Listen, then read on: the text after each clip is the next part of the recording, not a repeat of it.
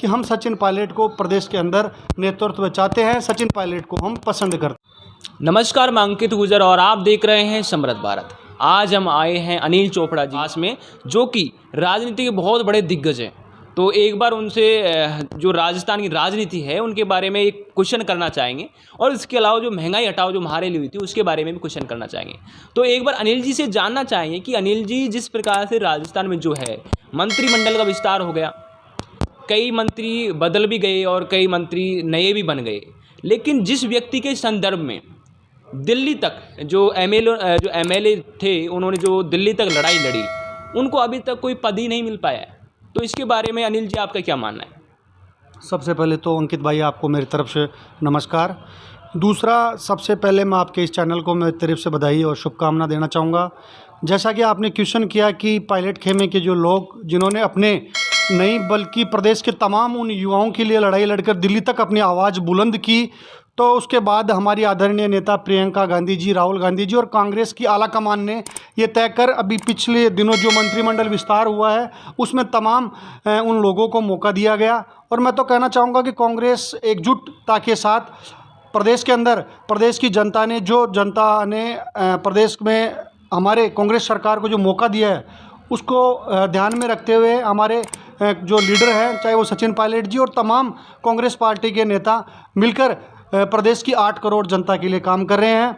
और मैं कहना चाहूँगा कि निश्चित रूप से सम्मानीय सचिन पायलट जी, जिनके चेहरे की बदौलत राजस्थान के अंदर कांग्रेस की सरकार बनी थी, चूँकि प्रदेश के अंदर राजस्थान के अंदर माननीय सचिन पायलट जी प्रदेश अध्यक्ष थे उस टाइम, और जब वो प्रदेश अध्यक्ष बनकर राजस्थान के अंदर आए थे तब मैं विश्वविद्यालय का छात्र संघ का अध्यक्ष बना था, और मुझे प्रदेश के तमाम उन युवाओं का नेतृत्व करने का मुझे मौका मिला था।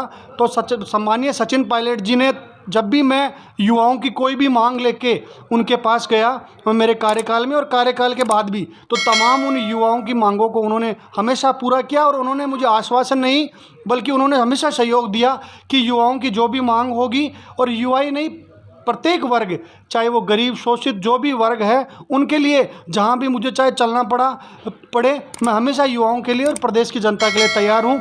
उसी की बदौलत प्रदेश के अंदर जब हमने विधानसभा का घेराव किया था तो माननीय सचिन पायलट जी स्वयं वहाँ उस प्रदर्शन के अंदर, युवा कांग्रेस के प्रदर्शन के अंदर पहुँचे थे, और उसमें माननीय सचिन पायलट जी को भी लाठियों का सामना करना पड़ा था। और तमाम इन संघर्षों की बदौलत ही है कि राजस्थान के अंदर वापस से कांग्रेस की सरकार आई। जी बिल्कुल अनिल जी, ये भी कहीं ना कहीं आप सही बोल रहे हैं, लेकिन जैसे अभी उनके पास एक विधायक हैं वो अभी, और विधायक के पीछे सैकड़ों गाड़ियाँ चलती है, नहीं उनके पास नहीं तो डिप्टी सीएम का पद भी है, प्रदेश अध्यक्ष का भी पद नहीं रहा है, तो इसका राज क्या है? क्यों? देखिए, इसके लिए मैं सीधा सीधा कहना चाहूँगा कि लोकप्रियता एक ऐसी चीज़ होती है, वो किसी के कहने से और बुलाने से नहीं आती है। माननीय सचिन पायलट जी की लोकप्रियता प्रदेश के अंदर नहीं, पूरे देश के अंदर है। आज पायलट साहब जहाँ भी जाते हैं, चाहे प्रदेश में जाओ, चाहे प्रदेश के बाहर जाओ, चाहे वो बेंगलोर हो, चाहे मुंबई हो, चाहे कोई से भी प्रदेश के अंदर वो जाते हैं, तो वहाँ का युवा उन्हें देखने के लिए, उनको सुनने के लिए और उनके साथ फ़ोटो खिंचवाने के लिए हमेशा तैयार रहता है। इसके लिए यही मैं कहना चाहूँगा कि माननीय पायलट साहब हमेशा युवाओं को अब बढ़ चढ़कर उन्हें उचित स्थान मिले उस प्रदेश के अंदर, इसके लिए वो लड़ाइयाँ लड़ते हैं। इसलिए उनको भी प्रदेश का चाहे युवा हो, चाहे कोई भी वर्ग हो, उनके लिए हमेशा तैयार रहता है। और मैं कहना चाहूँगा पायलट साहब की जो लोकप्रियता है, आप देखोगे चाहे वो सोशल मीडिया हो, और कुछ हाल ही में भी पिछले दिनों दैनिक भास्कर ने जो सर्वे करवाया है उसके अंदर 41% लोगों ने चाहा है कि प्रदेश के अंदर पायलट साहब का नेतृत्व होना चाहिए। तो मैं तो कहना चाहूँगा, शीर्ष आला कमान से भी कहना चाहूँगा कि प्रदेश में पायलट साहब की बहुत बढ़ चढ़कर लोकप्रियता है, और उस लोकप्रियता को ध्यान में रखते हुए आगामी 2023 में विधानसभाओं की चुनाव भी होने हैं और 2024 में लोकसभा की चुनाव भी होने हैं। तो आप इस लोकप्रियता को ध्यान में रखते हुए सम्मानीय सचिन पायलट जी को प्रदेश के अंदर एक बार नेतृत्व सौंपे, और उनके नेतृत्व में मैं कहना चाहूँगा कि 2023 में और 24 में निश्चित रूप से कांग्रेस को बढ़ चढ़कर भागीदारी प्रदेश के अंदर मिलेगी। जी अनिल जी, कहीं ना कहीं इसको बोले तो देखो अभी उनको पद नहीं मिला है, तो कहीं ना कहीं ऐसा तो नहीं है कि आला कमान का ये एक 2023 के लिए एक एजेंडा साबित हो रहा हो? देखिए ऐसा कुछ नहीं है। सचिन पायलट जी ने कभी भी पद की लालसा नहीं करी। वो पहले भी केंद्र के अंदर मंत्री रहे हुए हैं, 6.5 साल वो प्रदेश के अंदर प्रदेश के अध्यक्ष रहे। इसके अलावा वो यहाँ के उप मुख्यमंत्री रहे, दो बड़े विभाग उन्होंने संभाले। लेकिन मैं तो उनसे मिलता रहता हूँ और उनसे बातचीत मेरी होती रहती है। उन्होंने कभी भी पद की लालसा नहीं करी।